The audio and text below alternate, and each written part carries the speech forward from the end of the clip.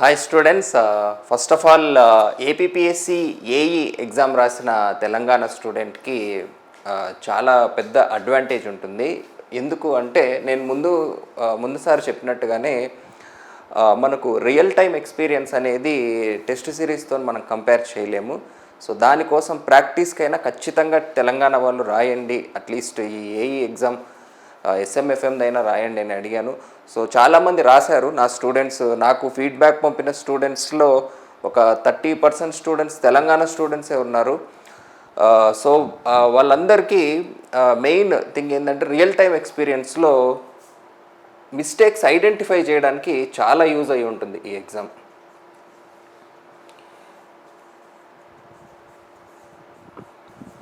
ఈ ఎగ్జామ్కి అలానే తెలంగాణలో జరిగిన హెచ్ఎన్డబ్ల్యూఎస్ ఎగ్జామ్కి ఉన్న బేసిక్ సిమిలారిటీ ఏంటి అంటే క్వశ్చన్ పేపర్ చాలా ఈజీగా ఉంది.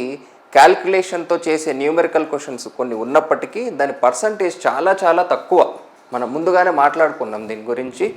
సో ఈజీ పేపర్ వచ్చినప్పుడు మనం ఎలాంటి మిస్టేక్స్ చేస్తాం అనేది ఐడెంటిఫై చేయడానికి చాలా యూజ్ అయి ఉంటుంది.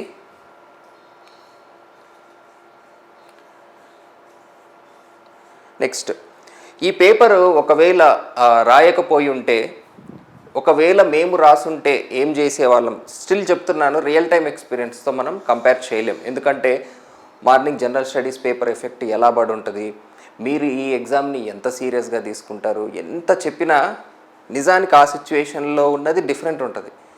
అంటే మరి చాలా మైన్యూట్ థింగ్స్ ఉంటాయన్నమాట. ఇప్పుడు సమ్మర్ కాబట్టి ఆ ఎండకు పర్ఫార్మెన్స్ తగ్గిపోయే అవకాశం ఉండొచ్చు. సో అది ఎన్నో ఫ్యాక్టర్లు ఉంటాయి, అవన్నీ మనం టెస్ట్ సిరీస్లో ఇంక్లూడ్ చేయలేం.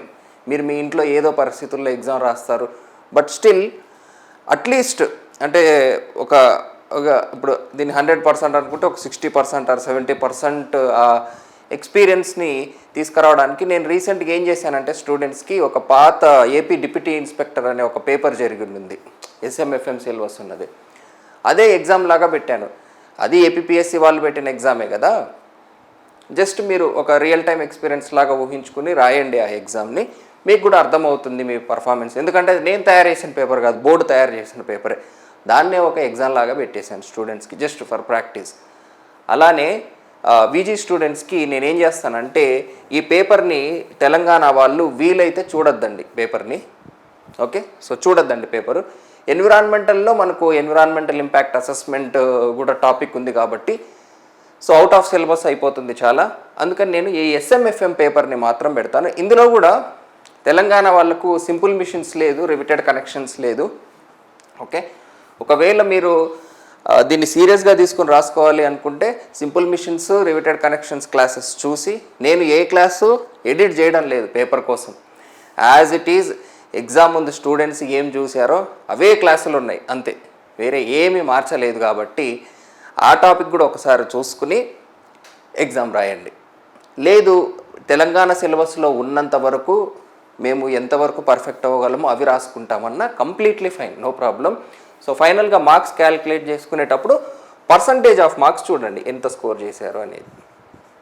రైట్, నేను ముందు నుంచి చెప్తూనే ఉన్నాను, efficiency is the key factor. ఈ విషయం ఈ ఎగ్జామ్ రాసిన ప్రతి ఒక్కరికి చాలా చాలా క్లారిటీ వచ్చేసి ఉంటుంది. మీరు చూసిన క్వశ్చనే, మీరు చదివిన క్వశ్చనే వచ్చి ఉంటుంది, కీ మాత్రం తప్పు పెట్టి ఉంటారు. చాలామందికి జరుగుంటుంది, నేను ఒప్పుకుంటాను. కారణం ఏంటి అంటే మెయిన్ థింగ్, మీరు ఒకటే సోర్స్ని బ్లైండ్గా నమ్మి దాంతో పర్ఫెక్షన్ సాధించకుండా దాన్ని చూసాము, క్లాస్ అయిపోయింది, ఇక ఇది వచ్చేసింది, ఇక మిగిలినవి చదువుదాము అనే ఒక ప్యాటర్న్లోనే చదువుంటారు చాలామంది స్టూడెంట్స్, నాకు తెలుసు కదా. ఇది పర్ఫెక్ట్ అయ్యాక మీరు ఏమన్నా చదువుకోండి మీ ఇష్టం, కానీ ఇది పర్ఫెక్ట్ అయ్యి ఉండరు. మీరు క్రాస్ చెక్ చేసుకోవాలి, నిజంగా ఇది పర్ఫెక్ట్ ఎన్నిసార్లు చూసినా కూడా మీ అంతటా మీరు మళ్ళీ ఒకసారి ఆ వర్క్ బుక్ని సాల్వ్ చేస్తే వచ్చే ఎక్స్పీరియన్స్ డిఫరెంట్ ఎక్స్పీరియన్స్ అది. సో అది పర్ఫెక్ట్ అయిన తర్వాత మీరు ఏదైనా చూసుకోవచ్చు. సో ఆ పర్ఫెక్షన్లో లోపం ఉంది లేదా అన్నీ పర్ఫెక్ట్గానే ఉన్నాయి, మనకు ఎగ్జామ్ రాసే విధానం కరెక్ట్గా రావడం లేదు, అంటే క్వశ్చన్ సరిగా చూడలేదు, ఆప్షన్స్ సరిగా చూడడం లేదు, ఏదైనా సరే ప్రాబ్లం, ఎలాంటి ప్రాబ్లం అయినా సరే మీరు ఐడెంటిఫై. మార్కులు తగ్గాయి అంటే తెలంగాణ స్టూడెంట్స్ ఎవరైనా సరే మార్కులు తగ్గాయి అంటే ఏం ప్రాబ్లం లేదు, this is a very golden opportunity for you. మీరు మిస్టేక్స్ ఐడెంటిఫై చేశారు, చాలా చాలా మంచి విషయం అది, మిస్టేక్స్ని ఐడెంటిఫై చేయగలగడం అనేది. మళ్ళీ రియల్ టైం ఎక్స్పీరియన్స్ మీకు తెలంగాణ ఎగ్జామ్ పడ్డప్పుడే జరుగుతుంది, ఆ తర్వాత ఎక్స్పీరియన్సే మిగులుతుంది, ఇంకేం ఉండదు మీ చేతుల్లో. సో అలాంటి స్టూడెంట్స్కి ఒక మంచి ఆపర్చునిటీ దొరికింది నిజంగా. ఈవెన్ మనం చెప్పే కంటెంట్ ఎంతవరకు సరిపోతుంది, ఎంత పర్సంటేజ్ ఆఫ్ క్వశ్చన్స్ మనకు వస్తాయి, మన ప్రిపరేషన్ సరిపోతుందా లేదా అనే అనుమానాలు ఉన్న వాళ్ళందరికీ కూడా ఎంతవరకు చదవాలి, ఎలాంటి మిస్టేక్స్ చేస్తున్నాం, ప్రతి ఒక్కటి ఈ ఎగ్జామ్తో నాకు తెలిసి క్లారిటీ వచ్చి ఉంటుంది. సో వాటి మీద ఫోకస్ చేయండి, ఇంప్రూవ్ చేసుకోండి, ఓకేనా. సో రాయని వాళ్ళు ఎవరైనా ఉన్నా కూడా ఈ paper just for your practice నేను అప్లోడ్ చేస్తాను. చేసిన తర్వాత మీరు ఒకవేళ ఈ పేపర్ రాసుంటే ఎలా రాసేవాళ్ళు, ఇది నిజంగా తెలంగాణ పేపర్ అయి ఉంటే, ఫర్ ఎగ్జాంపుల్ కొన్ని mechanical civil combined post like tribal welfare లాంటి పోస్టులు పడ్డాయి అనుకోండి, ఓన్లీ ఎస్ఎంఎఫ్ఎం సిలబస్సే కదా ఉండేది. సో ఇదే పేపర్ మీరు రాసుంటే మీకు జాబ్ వచ్చేదా కాదా, ఎంత పర్సంటేజ్ ఆఫ్ మార్క్స్. సో ఇప్పుడు నాకు స్టూడెంట్స్ పంపిస్తున్న మెసేజెస్లో చూస్తుంటే మ్యాక్సిమం వచ్చింది 70% అంతే, మ్యాక్సిమం మార్క్స్ ఇవంతే. మీరు కావాలంటే ముందు రోజు నేను చేసిన వీడియో చూడండి, స్టేట్ ఫస్ట్ ర్యాంకర్కి కూడా 70%, 80% మహా అంటే ఇంకంతే. ఇది నేను నిన్న ఒక్క వీడియోలో కాదు చాలా వీడియోస్లో చెప్పాను. మరి ఈ మార్కులు పేపర్ చూస్తే మీకు 90% తెలిసినవే ఉంటాయి నాకు తెలుసు, కానీ ఈ 70% మార్క్ ఎందుకు ఒకరిద్దరికే వస్తుంది, ఎందుకంటే ఎఫిషియన్సీ. సో దీని ఇంపార్టెన్స్ రియలైజ్ అయ్యి ఉంటారు చాలామంది. సో మనం చదివింది పర్ఫెక్ట్గా చదవడం చాలా ఇంపార్టెంట్, ఎక్కువ విషయాలు చదవడం కంటే అనేది తెలుసుకొని ఉంటారు. ఇంకా చాలామంది స్టూడెంట్స్ డెరివేషన్స్, సో ఎగ్జామ్ రాసేటప్పుడు మీకు క్లియర్గా అర్థమై ఉంటుంది, డెరివేషన్ కాదు కదా, ఆ క్వశ్చన్కున్న డైరెక్ట్ ఫార్ములా గుర్తురావడానికి మీకు చాలా టైం పట్టు ఉంటుంది. ఇక రానివి డిరైవ్ చేసుకునేంత టైం మీకు నిజంగా ఉందా ఒక నిమిషంలో? సో ఎలాంటి క్వశ్చన్స్ వదిలేయాలి, ఈవెన్ ప్రిపరేషన్ అయ్యేటప్పుడే ఓకే ఈ మోడల్ మనం ఎగ్జామ్లో వస్తే నిజంగా చేయలేము అనే విషయం మీకు అర్థమై ఉంటుంది. నేను క్లాస్లో చెప్పేటప్పుడు కూడా ఈ క్వశ్చన్ నేను సాల్వ్ అయితే చేస్తున్నాను, ఎగ్జామ్లో వచ్చినప్పుడు ఫస్ట్ ఇది స్కిప్ చేయండి లాస్ట్లో చూసుకోండి అని చెప్పిన క్వశ్చన్లు చాలా ఉన్నాయి. అవి ఎందుకు అనేది రియల్గా మీరు ఎగ్జామ్ రాసినప్పుడు మీకు అర్థమై ఉంటుంది తెలంగాణ స్టూడెంట్స్కి. ఓకే, సో ఒకవేళ ఏపీ స్టూడెంట్స్ రాస్తున్నా కూడా మీకు కూడా ఈ మిస్టేక్స్ ఐడెంటిఫై చేయడానికి పర్టికులర్గా మనకున్న నెక్స్ట్ టార్గెట్ ఏంటి అంటే ఎస్ఎస్సి జేఈ. ఇక నాన్ కోర్ జాబ్స్ మీరు ప్రిపేర్ అవుతుంటే నాకు తెలియదు కానీ, సో కోర్ రిలేటెడ్ ఏపీపీఎస్సి వాళ్ళ నెక్స్ట్ టార్గెట్ ఏంటి అంటే ఎస్ఎస్సి జేఈ. ఎస్ఎస్సి జేఈ కూడా చిన్న పోస్ట్ ఏం కాదు, ఇప్పుడున్న పరిస్థితుల్లో ఎస్ఎస్సి జేఈ చాలా చాలా మంచి ఆప్షన్ ప్రైవేట్ కంటే కంపేర్ చేసుకుంటే. సో ఏపీపీఎస్సి వాళ్ళు ఫర్దర్గా ఎస్ఎస్సి జేఈ మీద ఫోకస్ చేయండి. నేను పర్టికులర్గా బిల్డింగ్ మెటీరియల్ ఎస్టిమేషన్ ఆపడానికి ముఖ్యమైన కారణం ఆల్రెడీ మీకు ముందు చెప్పాను కదా, to include SSC JEE syllabus. నేను ఎందుకంటే బిల్డింగ్ మెటీరియల్స్ వెయిటేజ్ అనేది రిలేటివ్లీ తక్కువ అండ్ వెరీ డిఫరెంట్. ఇప్పుడు హెచ్ఎండబ్ల్యూఎస్ 2015లో 0 మార్కులు వచ్చినాయి బిల్డింగ్ మెటీరియల్స్ నుంచి, హెచ్ఎండబ్ల్యూఎస్ 2020లో 10 మార్కులు వచ్చినట్టున్నాయి. ఇంత వేరియేషన్ ఉంది. But still standard of the examination building materials at least చూసుకుంటే డైరెక్ట్ థియరీ క్వశ్చన్లే మెజారిటీ ఉన్నాయి, అందులో కూడా మ్యాక్సిమం కాంక్రీట్ నుంచే ఉన్నాయి.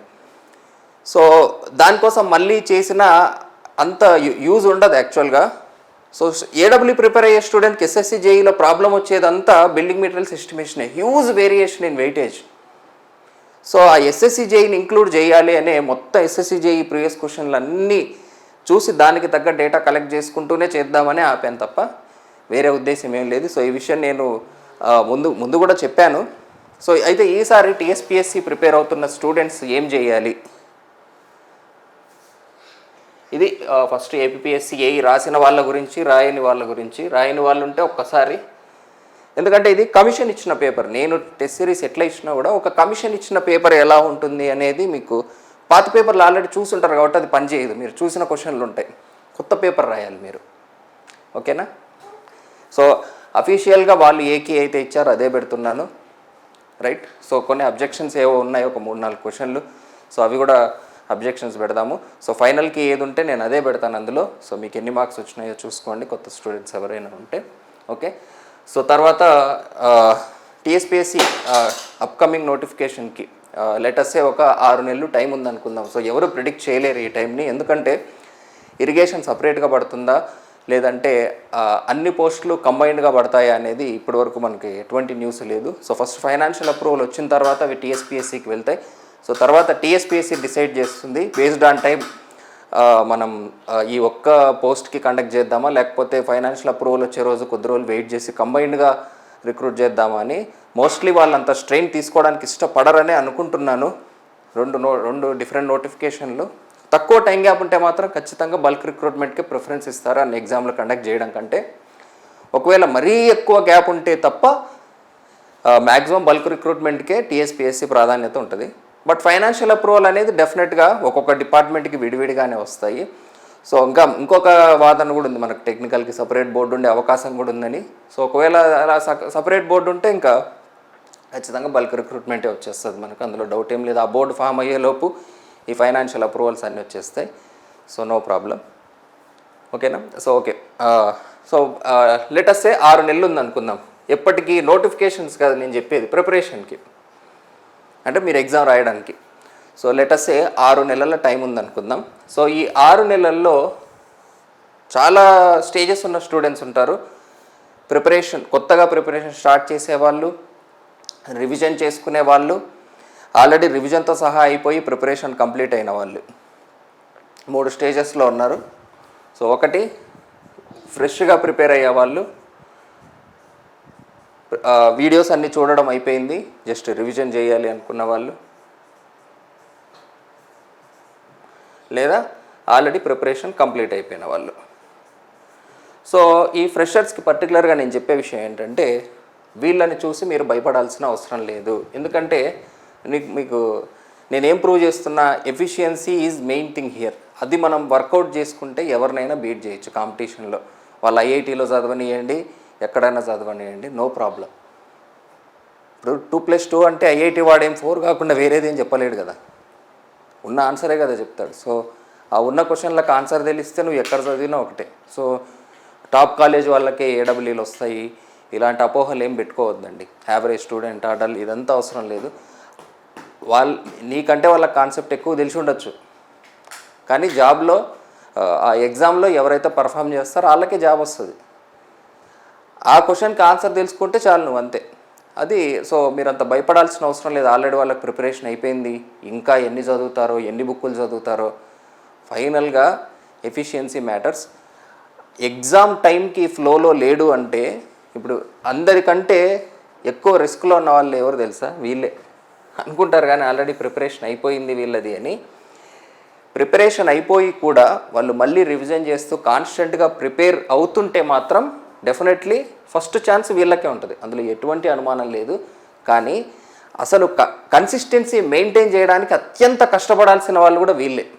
అలా కష్టపడే వాళ్ళు ఉంటారు, 100% ఉంటారు. టాపర్లు కూడా వాళ్ళే అవుతారు ఎక్కువగా కూడా. ఫ్రెషర్గా స్టార్ట్ అయిన వాళ్ళకంటే కూడా ప్రిపరేషన్ కంప్లీట్ అయిపోయి కంప్లీట్ అయిపోయినా కూడా లేదు మనం ఇంకా హార్డ్ వర్క్ చేయాలని కన్సిస్టెంట్గా ఒక స్ట్రాటజీ వైజ్ ప్రిపేర్ అయ్యే వాళ్ళే టాపర్లు అవుతారు ఎప్పుడు కూడా. మీరు గమనించండి, టాపర్స్ ఇమీడియట్ ఫ్రెషర్స్ కంటే కూడా చాలా సందర్భాల్లో మనం గమనిస్తే 2016 నుంచి ప్రిపేర్ అయ్యేవాళ్ళు, 17 నుంచి ప్రిపేర్ అయ్యేవాళ్ళు, 18 నుంచి ప్రిపేర్ అయ్యేవాళ్ళు, కనీసం ఒక 3-4 సంవత్సరాలు ఉన్న వాళ్ళే టాప్ 10 ర్యాంకర్స్లో ఉంటారు. మీరు టాప్ 10లో ఉండాల్సిన అవసరం ఏమి లేదు, మనకు జాబ్ వస్తే చాలు. జస్ట్ చెప్తున్నాను మీకు. వీళ్ళకి అత్యంత కష్టమైన విషయం ఏంటంటే ప్రిపరేషన్లో కన్సిస్టెంట్గా ఉండడం. ఆల్రెడీ ప్రిపరేషన్ అయిపోయింది అనిపిస్తుంది, ఏం చదవాలనో తెలియదు, చదవకపోతే ఫ్లో పోతుంది. ఇప్పుడు గుర్తుంటుంది, అప్పుడు ఆ ఫ్లో రాదు. సో వీళ్ళు చాలా రిస్క్లో ఉన్నారు. ఎక్కువ అడ్వాంటేజ్ ఎవరికి? కష్టపడే వాళ్ళకి, అంటే ఫ్రెషర్స్కే నిజంగా. ఎందుకంటే మీరు కన్సిస్టెంట్గా ప్రిపేర్ అవ్వగలరు, కొత్తగా నేర్చుకుంటున్నారు, కొత్తగా ప్రిపేర్ అవుతున్నారు కాబట్టి మీకు ఇంట్రెస్టింగ్గా ఎంగేజింగ్గా ఉంటుంది క్లాసు. అన్నిటికంటే ముఖ్యంగా మీ కరెక్ట్ ఎగ్జామ్ పడే టైంకి మీ ప్రిపరేషను, రివిజన్ కూడా అయిపోతాయి. సో మనకు ప్రిపరేషను, రివిజన్ రెండు చాలా ఇంపార్టెంట్. ఏ ఒక్కదాన్ని తక్కువ అంచనా వేయడానికి లేదు. ఇన్ఫ్యాక్ట్ నేను పర్టికులర్గా ఈ టైంలో యాక్చువల్గా నేను గేట్ బ్యాచ్ పెట్టుకోవాలి. గేట్ బ్యాచ్ లేకపోయినా కనీసం నేను ఒక్కడనే గేట్ వీడియోస్ రికార్డ్ చేసుకుందాం అనుకున్నా, కానీ ఇలాంటి ఆపర్చునిటీ వదిలేస్తే స్టూడెంట్స్కి మళ్ళీ లైఫ్లో రాదు అనేసి నేను గేట్ వీడియోస్ మీద ఫోకస్ చేయడం లేదు. లేకపోతే నేషనల్ లెవెల్లో so many number of students join అవుతారు. నాకు ఒకప్పుడు ఇన్స్టిట్యూట్కి కాల్ చేస్తే స్టూడెంట్తో తెలుగులో మాట్లాడాలా, హిందీలో మాట్లాడాలా, ఇంగ్లీష్లో మాట్లాడాలా అని ఒక కన్ఫ్యూజను ఫస్ట్ మాట మాట్లాడేంత వరకు ఉండేది నాకు, తెలుగా, హిందీనా, ఇంగ్లీషా అని. ఇప్పుడు ఆల్మోస్ట్ ఫోన్ చేయగానే తెలుగులోనే మాట్లాడేస్తున్నా. తర్వాత student sir we are from north ఇండియాను అట్లా చెప్తున్నా. ఓ సారీ చాటింగ్లో స్టూడెంట్ ఇంగ్లీష్లో క్వశ్చన్ అడిగినా నేను తెలుగులో ఆన్సర్ చెప్తున్నా వాడికి. Sir we don't know Telugu sir అంటున్నారు. అట్లా అలవాటు అయిపోయింది. అంటే ఒక హ్యూజ్ అదర్ స్టేట్ డేటాబేస్ని నేను చాలా కోల్పోయినా యాక్చువల్గా. అంటే నాకు నమ్మకం ఉంది మళ్ళీ ఆ డేటాబేస్ అంతా తెచ్చుకోగలను. కానీ ఇలాంటి ఆపర్చునిటీ మన తెలుగు స్టూడెంట్స్కి మళ్ళీ రాదు అనిపించి, లేదు నేను వీడియోస్ నిజంగా రికార్డ్ చేసి వదిలేసినా కూడా రివిజన్ మోటివేషన్ అందరికంటే ఎక్కువ వీళ్ళకే కావాలి ప్రిపరేషన్ కన్సిస్టెంట్గా ఉండడానికి. ఓకే, టెస్ట్ సిరీస్ కావచ్చు, రైట్. సో ఇట్లా ప్రిపరేషన్కి కావచ్చు, రివిజన్కి కావచ్చు, త్రూఅవుట్ ప్రిపరేషన్ మోటివేషన్ కావచ్చు. సో మీ ప్రిపరేషన్ అయిపోయిన తర్వాత టెస్ట్ సిరీస్ కావచ్చు. సో ఇవన్నీ మనం 6 monthsలో కంప్లీట్ చేయాలి. ఓకే, సో వీళ్ళకి పెద్ద టైం పట్టదు, దేనికైనా పెద్ద టైం పట్టదు, కానీ వీళ్ళే ఎక్కువ రిస్క్లో ఉన్నారు. సో అందరికీ అంటే ఆల్రెడీ ప్రిపరేషన్ అయిపోయిన వాళ్ళని కన్సిస్టెన్సీలో ఎలా పెట్టాలి అన్నీ ఆలోచించాలి నేను. సో సింపుల్గా అలా వీడియోస్ వదిలేస్తే అందులో నుంచి క్వశ్చన్ వచ్చినా వీళ్ళు పోగొట్టుకుంటున్నారే అని బాధేస్తుంది. ఎందుకంటే ఇవే కారణాలు. ఈ సబ్జెక్ట్ అందరికీ తెలుసు, ప్రాపర్ రివిజను మోటివేషను ఇవి లేకపోతున్నాయే జాబులు. సరే, మనం పూర్తిగా రివిజన్ మీదనే కాన్సన్ట్రేట్ చేద్దాం ఈసారి. స్టూడెంట్స్కి ఎఫిషియన్సీ మీద వర్క్ చేద్దాం, ఒక ఇండివిజువల్ అటెన్షన్ అనేది తీసుకొద్దాం. సో ఒక టెలిగ్రామ్ గ్రూప్ పెట్టడానికి కూడా ప్రయత్నం చేసిన. సో 60% ఆఫ్ ద స్టూడెంట్స్ టెలిగ్రామ్లో హిడెన్ సెట్టింగ్ పెట్టుకున్నారు. యాడ్ చేద్దామంటే దొరకట్లేదు స్టూడెంట్ టెలిగ్రామ్లో. మీరు మెయిల్ చేస్తున్నారు యాడ్ టు టెలిగ్రామ్ అని, ఆ నెంబర్ ఏమో హిడెన్లో పెట్టుకుంటున్నారు. సో ఏం చేయాలనో తెలియక మళ్ళీ వాట్సాప్ గ్రూపులు క్రియేట్ చేస్తున్నాము. సో యాడ్ అవ్వని వాళ్ళు ఎవరైనా ఉన్నా కూడా డోంట్ వరీ, ఖచ్చితంగా అందరినీ యాడ్ చేస్తాం మెయిల్ చేసిన వాళ్ళకి. ఎందుకంటే ఏపీఎస్సీ ఏఈ ఎగ్జామ్ హడావిడిలో ఉన్నాను ఇన్ని రోజులు. ఇంకొక 1-2 days కూడా ఈ కట్ ఆఫ్లు, ఈ అబ్జెక్షన్స్ ఇది నడుస్తూ ఉంటుంది. సో వెరీ సూన్, అంటే జస్ట్ 1 or 2 days అంతే, ఎక్కువ దూరం కూడా కాదు. సో ఫుల్ ఫ్లెడ్జ్డ్గా కంప్లీట్ టీఎస్పీఎస్సీ నోటిఫికేషన్స్ మీదనే మనం ఏఈ, ఏడబ్ల్ఈ, టౌన్ ప్లానింగ్, ఇంకా డిప్యూటీ సర్వేయర్కి సపరేట్గా ఏం లేదు. జస్ట్ మీరు ఆటో క్యాడ్ చదువుకుంటే ఏడబ్ల్ఈ, టౌన్ ప్లానింగ్లో కవర్ అయిపోతుంది అది. సో ప్రస్తుతానికి ఆఫ్లైన్ బ్యాచ్ పెట్టే ఉద్దేశం ఎందుకు లేదు అంటే, పూర్తి స్థాయి టైంని రివిజన్ కోసమే కేటాయిద్దామని నేను డిసైడ్ అయినా. ఎందుకంటే ఎఫిషియన్సీ మీద ఎక్కువ వర్కౌట్ చేద్దాము అనిపించింది. సో ఈ ఒక్క టౌన్ ప్లానింగ్కి మాత్రం ఆఫ్లైన్ బ్యాచ్ పెడదాం అనుకుంటున్నా. నోటిఫికేషన్ టైంలో చిన్న సిలబస్ కాబట్టి 1 monthలో ఫినిష్ చేసేస్తుంది. సో ఓన్లీ టౌన్ ప్లానింగ్ సిలబస్కి మాత్రం ఆఫ్లైన్ బ్యాచ్ పెడదాం అని అనుకుంటున్నాను. సో ఏఈఏడబ్ల్యూకి ఇప్పుడు ఆఫ్లైన్ బ్యాచ్ పెట్టుకున్నానంటే రివిజన్ స్ట్రాటజీ మీద ఫోకస్ చేయలేదు నేను. ఓకే, సో ఇది అర్థం చేసుకోండి. సో రివిజన్ స్ట్రాటజీ అనేది మాత్రం చాలా ఎఫెక్టివ్గా ఉంటుంది ఈసారి నుంచి మన దగ్గర. సో వితిన్ 1 or 2 days నేను స్టడీ హాల్ స్టూడెంట్స్కి కూడా చెప్పాను. సో క్లియర్ కట్గా నేనే టైం టేబుల్ ఇస్తాను, సోర్సెస్ ఇస్తాను. సార్ మాకు ప్రీవియస్ క్వశ్చన్స్ ప్రాక్టీస్ అయిపోయింది, మొత్తం అయిపోయింది, ఇప్పుడు ఏం చేయాలనుకున్న వాళ్ళకు కూడా ఏ క్వశ్చన్స్ ప్రాక్టీస్ చేయాలి. ఇంకా ఈవెన్ చాలామంది అదర్ స్టేట్ క్వశ్చన్స్ కూడా కంప్లీట్ చేసేసారు. సో వాళ్ళకు కూడా ప్రాక్టీస్ సెట్ ఆఫ్ క్వశ్చన్స్, అంటే మార్కెట్లో దొరికే ఏమైనా ఆబ్జెక్టివ్ క్వశ్చన్స్ ప్రాక్టీస్ చేయాలా, లేకపోతే ఇంకేమైనా ప్రాక్టీస్ చేయాలా, what should be the best strategy ఈ టైంని యూటిలైజ్ చేసుకోవడానికి. పర్టికులర్గా ఈ సిలబస్ రివిజన్ కంప్లీట్ అయిన వాళ్ళని హోల్డ్లో ఉంచడమే చాలా కష్టమవుతుంది నాకు. సో వాళ్ళ కోసం కూడా ఏదైనా చేయాలి, డెఫినెట్గా చేస్తాను. సో ఒక 2 daysలో మనం ఫుల్ ఫ్లెడ్జ్డ్గా టీఎస్పీఎస్సీ ప్రిపరేషన్ స్టార్ట్ చేయాల్సి ఉంటుంది. సో ఇందులో నేను 3 దృష్టిలో పెట్టుకున్నాను. ఒకటి ఫ్రెష్గా స్టార్ట్ చేసే వాళ్ళకున్న స్ట్రాటజీ, రివిజన్ చేసే వాళ్ళ స్ట్రాటజీ, ఆల్రెడీ కంప్లీట్ అయిపోయిన వాళ్ళ స్ట్రాటజీ. సో 3 ఏం చేయాలి అనే స్ట్రాటజీస్ మనం యాప్లో రెగ్యులర్గా అప్డేట్ అవుతూ ఉంటాయి. సో ప్రిపరేషన్ అయిపోయిన తర్వాత రివిజన్కి సపరేట్ క్లాసెసే చేస్తాను ఈసారి.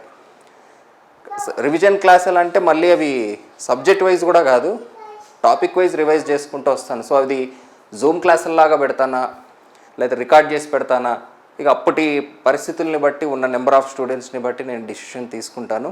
సో జస్ట్ మీకు ఒక శాంపుల్ గ్లిమ్స్, అంటే నా మైండ్లో ఏముంది ప్రిపరేషన్ రిలేటెడ్ అనేది జస్ట్ ఒక గ్లిమ్స్ లాగా చూపిస్తాను. ఓకే. సో నా మైండ్లో అసలు కమింగ్ డేస్లో ఏం షెడ్యూల్ ఎలా ఉండాలి ప్రిపరేషన్స్ అనేది. సో బేసిక్గా నేను గేట్ క్లాసెస్ చెప్పేటప్పుడు గేట్ 2013లో ఒక చిన్న బుక్ రాశాను, చెక్ యువర్ ప్రిపరేషన్ అని. సో నాకు పర్టికులర్గా అంటే నాకు బాగా నచ్చిన బుక్ అని చెప్పచ్చు ఆ చెక్ యువర్ ప్రిపరేషను. అంటే అది చూస్తే రే భలే కనుక్కున్నామే ఈ టెక్నిక్ని అని నాకు నేను కొంచెం గర్వంగా ఫీల్ అయ్యే ఒక బుక్ అది యాక్చువల్గా. దాన్ని ఏడబ్ల్యూకి అడాప్ట్ చేద్దామని ఎప్పుడో అనుకున్నాను. But AW question analysis complete అవ్వలేదు ఎప్పుడు. మొన్న రీసెంట్ ఆఫ్లైన్ బ్యాచ్ చెప్పేటప్పుడే పూర్తి స్థాయిగా each and every question expose అవ్వడం. మాల్ క్వశ్చన్ బ్యాంక్ ఎంట్రీ చేసేటప్పుడు చూస్తాం క్వశ్చన్స్ అన్నీ. బట్ స్టిల్ ఆ క్వశ్చన్ని చదివి స్టూడెంట్స్ ముందర సాల్వ్ చేసిన ఎక్స్పీరియన్స్ అనేది ఒక డిఫరెంట్ ఎక్స్పీరియన్స్ కాబట్టి సో దాని తర్వాత చేద్దాం ఈ చెక్ యువర్ ప్రిపరేషన్ అనుకునేది. ఎందుకంటే ఇది చాలా టైం టేకింగ్ ఈ కాన్సెప్ట్ అనేది. చెప్తాను నేను ఇది ఎలా ఉండబోతుంది ఫ్యూచర్లో అనేది. సో దీన్ని ఏడబ్ల్యూ స్టైల్కి కంప్లీట్గా చేంజ్ చేసి రాసుకుంటున్నాను బుక్ని. సో ఈ బుక్ ఎలా ఉంటుంది బేసిక్, ఇది ఫైనల్ బుక్ కాదు, జస్ట్ ఒక గ్లిమ్స్, అంటే జస్ట్ స్టార్ట్ చేశాను టైప్ చేయడము. ఎలా ఉంటుందంటే ఈ బుక్ వల్ల ఒకటి అసలు మనం ఏం చదవాలి అనేది చాలామంది కన్ఫ్యూజన్ ఉంటుంది. దాన్ని క్లియర్ కట్గా డిఫైన్ చేస్తుంది బుక్. అంతకంటే ఇంకొక బెస్ట్ థింగ్ ఏంది తెలుసా,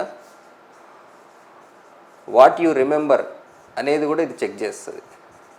అంటే కొత్తగా ప్రిపేర్ అయ్యే స్టూడెంట్కి, రివిజన్ చేయాలనుకునే స్టూడెంట్కి, ఇద్దరికి కంబైన్డ్గా యూజ్ అయ్యే ఒక యూనిక్ కాన్సెప్ట్ అనమాట ఇది. జనరల్గా ఏం జరుగుతుందంటే మనము ఆల్రెడీ చదివిన నోట్స్ని మనం చూసామనుకోండి, అందులో మనకి ఏది గుర్తులేదో మనకు తెలియదు. యాక్చువల్గా చూస్తే గుర్తున్నట్టు ఉంటుంది, ఎగ్జామ్లో తప్పు చేస్తాం, అప్పుడు తెలుస్తుంది అరే మనకి ఇది గుర్తులేదా అని. ఇది యాక్చువల్గా నేను గేట్లో అబ్జర్వ్ చేసిన ప్రాబ్లం. అంటే ఒక స్టూడెంట్కి ఫార్ములా గుర్తుందో లేదో ఎలా కనిపెట్టాలి స్టూడెంట్, నోట్స్ తీస్తే ఫార్ములా కనిపిస్తుంది. ఇప్పుడు క్వశ్చన్స్ అనుకోండి, ప్రాక్టీస్ చేస్తే ఆన్సర్ వచ్చిందా, ఆన్సర్ చెక్ చేసుకుంటాం, కానీ ఫార్ములా గుర్తుందా అనేది ఎట్లా టెస్ట్ చేసుకోవాలి ప్రతిదీ అనే ఒక ప్రాబ్లం కనపడింది నాకు స్టూడెంట్స్కి. అప్పుడు నేనేం చేసిన అంటే, పోనీ మొత్తం చూడకుండా రాయాలా అంటే సిరీస్లో మొత్తం సబ్జెక్ట్ అంతా గుర్తుండదు, ఫ్యాకల్టీకైనా గుర్తుండదు, మొత్తం అన్ని సబ్జెక్ట్స్లు starting to ending each and every sub హెడ్డింగ్తో సహా ఎలా గుర్తుంటుంది? ఒక పర్టికులర్ ఆథర్ అయితే తప్ప ఆ బుక్ రాసిన వాళ్ళు గుర్తుండదు. సో మొత్తం ఏ టు జెడ్ అంతా రాయడం కూడా కుదరదు. మరి ఈ ప్రాబ్లమ్ని ఎలా సాల్వ్ చేయాలి అని ఆలోచించి ఒక ఐడియా వచ్చింది నాకు. ఏంటంటే ఫర్ ఎగ్జాంపుల్ ఇప్పుడు simple stress and strain topic తీసుకుందాం. సో ఫస్ట్ నేను దీన్ని మీకు వర్క్షీట్ రూపంలో ఇస్తా, ఎందుకంటే మొత్తం తయారు చేయాలంటే కొన్ని నెలలు పడుతుంది దీనికి. అందుకే దీన్ని నేను టాపిక్ వైజ్ తయారు చేసుకుంటూ వస్తా. ఓకే, సో మీకు యాప్లో మీకు ఫ్రీ పీడిఎఫ్ ఐకాన్ తెలుసు కదా వీజీ స్టూడెంట్స్కి, అందులో వర్క్షీట్స్ అన్నట్టు పెడతాను. సో వర్క్షీట్ ఏదో నాకు అప్పుడు ఏది బెటర్ వర్డ్ అనిపిస్తే అది పెడతాను, ఒక ఫోల్డర్. ఓకే, సో ఈ వర్క్షీట్స్లో ఏముంటుందంటే కొత్తగా ప్రిపేర్ అయ్యే స్టూడెంట్ అయినా సరే, రివిజన్ వాళ్ళకైనా సరే, ఇద్దరికి సూట్ అయ్యే విధంగా. సో ఇది జస్ట్ ఇనీషియల్ వర్క్, ఇలా మాత్రం ఉండదు. ఫైనల్ వర్షన్ ఎలా ఉంటుందంటే ఇది మిమ్మల్ని కొన్ని క్వశ్చన్స్ అడుగుతుంది, అట్ ది సేమ్ టైం మీరు ఏం చదవాలో చెప్తుంది. అది కొత్త స్టూడెంట్ చూస్తే ఒకలాగా కనపడుతుంది, రివిజన్ వాళ్ళకి ఒకలాగా కనపడుతుంది. ఓకే, సో కొత్త స్టూడెంట్కి ఇది చదవాలి. ఇప్పుడు what are different types of strengths అన్నట్టు ఉంటుంది పైన హెడ్డింగ్. లెటర్సే జస్ట్ అప్పుడు నేనేం రాస్తాను నాకు కూడా తెలియదు ఫ్యూచర్లో, దీంట్లో జస్ట్ చెప్తున్నాను ఎలా ఉండవచ్చు అనేది. What are different types of strength of material అని ఇక్కడ టెనెసిటీ అని ఉంటుంది. Tenacity is nothing but strength in tensile strength అని నీకు తెలుసు ముందే, కానీ నీకు అది గుర్తుందా లేదా అని నీకు తెలియదు. అందుకు నేనేం చేస్తానంటే టెనెసిటీ అని పెట్టేసి వదిలేస్తాను దీన్ని. ఇది ప్రీవియస్ క్వశ్చనే టెనెసిటీ అనేది, ఇలా పెట్టి వదిలేస్తాను. ఇక్కడ నువ్వేం చేయాలి, నువ్వు దీన్ని ప్రింట్ తీసుకుని రాయాలి. ప్రింట్ తీసుకుని రాయాల్సిందే, డబ్బులు ఖర్చు అవుతాయని ఆలోచించద్దండి. సో వర్క్ బుక్ లాగే ఇది చాలా చాలా ఎఫెక్టివ్ మెథడ్. అసలు నేను చెప్తున్నాను కదా, చాలా మంచి ఐడియా ఇది, చాలామంది జీవితాలను మార్చేసింది. అప్పుడు నేను గేట్ క్లాసెస్ కండక్ట్ చేసేటప్పుడు మెయిన్ అంటే మిస్టేక్ ఐడెంటిఫై చేయడం అనేది అసలు అన్నిటికంటే ఇంపార్టెంట్. దాన్ని చాలా కష్టం యాక్చువల్గా. మీరు ఏం చేసిన మిస్టేక్స్ ఐడెంటిఫై మీరు ఏది మర్చిపోయారో మీరు కనిపెట్టలేరు యాక్చువల్గా. ఎగ్జామ్ రాసినప్పుడు తెలుస్తుంది అరే మనకి ఇది గుర్తులేదని. సో అలాంటి వాళ్ళ కోసం ఇప్పుడు ఇదంతా రాయాలంటే మీకు చాలా టైం వేస్ట్ అవుతుంది. పోనీ బుక్ చూసి రాద్దామా అంటే బుక్ తీసినప్పుడు ఆ ఫామ్లో ఒకసారి కనపడి రివిజన్ అయిపోతుంది, అప్పటికప్పుడు గుర్తుంటుంది, మళ్ళీ మర్చిపోతారు. అందుకు ఏం చేయాలంటే ఈ వర్క్షీట్స్ ఏవైతే ఉన్నాయో మీరు ఇది ఒకసారి కాదు 2-3 సార్లు ప్రింట్ తీయాల్సి వస్తుంది, ముందే చెప్తున్నా. మళ్ళీ రివిజన్కి కూడా యూజ్ అవుతుంది మీకు ఇది. ఓకే, సో ఇది ప్రింట్ తీసుకున్న తర్వాత ఇప్పుడు మీరు క్లాసెస్ చూస్తూ ఉంటారు కదా, సో క్లాసెస్ చూస్తూ ఉన్నప్పుడు ఇవన్నీ కవర్ అయ్యాయా లేదా అనేది చూసుకుంటూ ఉండండి. నేను ఏదైనా నాకు మిస్ అయ్యింది అనిపించినా కూడా నేను ఇందులో యాడ్ చేస్తాను. ఇందులో కూడా మిస్ అయ్యింది అనిపిస్తే టెస్ట్ సిరీస్లో యాడ్ చేస్తా. ఓకే, సో మీరు ఏం చదవాలి అనేది నేనే డిఫైన్ చేస్తా. వాట్ యు రిమెంబర్ అనేది కూడా నేను ఇక్కడే టెస్ట్ చేస్తాను. సో సింపుల్గా ఇది ఎలా ఉంటుందంటే ఒక వర్క్షీట్ రూపంలో ఉంటుందన్నమాట. సో వర్క్షీట్స్ అయినప్పటికీ each and every sub heading, అంటే నేను ఇంపార్టెంట్ కవర్ చేయడం కాదు, సిలబస్ మొత్తం కవర్ చేస్తుంది. దీంట్లో ఇంపార్టెంట్ హెడ్డింగ్లు పెట్టడం కాదు, మొత్తం నీకు A to Z గుర్తున్నాయా లేదా అంటే టోటల్ సిలబస్ని నీ చేత రాయిస్తా. ఓకే, సో కొంచెం బద్ధకాన్ని వదలండి. ఓకే, కొంచెం డబ్బులు ఖర్చు పెట్టండి, ఏం కాదు, once in a life time opportunity కాబట్టి. సో ఇవి ప్రింట్ వన్స్ మన వర్క్ అనేది స్టార్ట్ అయిన తర్వాత సో ప్రింట్ తీసుకోండి. ఏమేమి చదవాలి, ఓవరాల్ సిలబస్ ఏముంది, ఈ టాపిక్లో ఏవేవి ఇంపార్టెంట్ అన్నీ నేను క్లాస్లో ఎలాగ ఇంపార్టెంట్ అనేవి చెప్పుకుంటూనే వస్తాను. బట్ ఇందులో ఇంపార్టెంట్ ఉండదు, సిలబస్ అంతా ఉంటుంది. సిలబస్ అంతా అంటే టెక్స్ట్ బుక్లో ఉన్నది అంత ఉండదు. ఏం చదవాలి అనేది నా అనాలిసిస్ ప్రకారం నేను ఏది డెసిషన్ తీసుకున్నానో అవి మాత్రమే ఉంటాయి. రైట్, సో క్లాస్లో చెప్పినవి కాకుండా ఇంకా ఏమైనా చదవాలనిపించినా కూడా నేను ఇందులో యాడ్ చేస్తాను, ముందే చెప్తున్నా విషయం. ఓకే, అంటే చిన్న డెఫినేషన్స్ చిన్నవి ఏవైనా నాకు ఇది కూడా అంటే వేరే స్టేట్ గవర్నమెంట్ క్వశ్చన్స్ అన్నీ నేను టెస్ట్ సిరీస్ రాస్తూ ఉంటాను కదా, పర్టికులర్ టెస్ట్ సిరీస్ తయారు చేసేటప్పుడు నాకు అలాంటివి ఏమన్నా 1-2 క్వశ్చన్లు దొరుకుతూ ఉంటాయి. అలాంటివి ఏమన్నా ఉన్నప్పుడు కూడా నేను ఇందులో యాడ్ చేస్తాను. సో మళ్ళీ మీరు రివిజన్ టైంలో కూడా ఇది ప్రింట్ సో ఫస్ట్ టైము మీరు మామూలుగా ఏం ప్రిపేర్ అవ్వాలి అనే దానికి యూజ్ అవుతుంది. సో ఆ టైంలో మీరు రాసేది ఏమి ఉండదు కాబట్టి సో ఫ్రెష్ ప్రిపేర్ అయ్యే వాళ్ళు దీన్ని ప్రింట్ తీసుకోవాల్సిన అవసరం లేదు. బట్ రివిజన్ చేసే వాళ్ళు మాత్రం, అంటే మీరు ఆ టాపిక్ చూసిన తర్వాత మీకు ఎంతవరకు అర్థమైంది, ఎంతవరకు గుర్తుంది అని ఆ టాపిక్ చూసిన తర్వాత ఈ వర్క్షీట్ చేసిన తరువాతనే సెకండ్ టాపిక్ వెళ్ళండి. ఓకే, ఫస్ట్ టైం చూసేటప్పుడు అవసరం లేదు, కానీ చూసిన తర్వాత దీన్ని మళ్ళీ మీరు వర్క్షీట్ చేసి, అంటే టెస్ట్ సిరీస్ కాదు ఇది, ఒక డిస్క్రిప్టివ్ టైప్. ఇది చేసిన తర్వాత ఈ టాపిక్ సంబంధించిన టెస్ట్ సిరీస్ కూడా రాయండి. రాసేసిన తర్వాత సెకండ్ టాపిక్కి వెళ్ళండి. మరి ఇంత ప్రొసీజర్ చేసుకుంటూ వెళ్తే టైం సరిపోతుందా అంటారా? ఖచ్చితంగా సరిపోతుంది, నన్ను నమ్మండి. Okay, so don't worry. ఎలాంటి నోటిఫికేషన్ నెక్స్ట్ మంతే వచ్చినా కూడా అప్పుడు ఏం చేయాలో నేను చెప్తాను. సో నోటిఫికేషన్ ఎప్పుడు వస్తుంది, ఎలా ప్రిపేర్ అవ్వాలి, ఈ హెడేక్స్ అన్నీ పెట్టుకుని మీ తెలివితేటలన్నీ క్వశ్చన్ ఎలా సాల్వ్ చేయాలనే దాని మీద కాకుండా వీటి మీద వేస్ట్ చేసుకోవద్దండి. ఈ స్ట్రెస్ అంతా మేము తీసుకుంటున్నాం, మళ్ళీ మీరు తీసుకోవాల్సిన అవసరం లేదు. ఓకే, సో చాలా మంచి ఆపర్చునిటీ రాబోతుంది తెలంగాణ స్టూడెంట్స్కి. సో నా వైపు నుంచి అయితే నేను ఒక హ్యూజ్ నార్త్ ఇండియా స్టూడెంట్స్ చాలామంది జాయిన్ అవుతారు యాక్చువల్గా గేట్ పెడితే. సో అదంతా వదిలేసి మీకోసమే నా టైం కేటాయిస్తున్నా.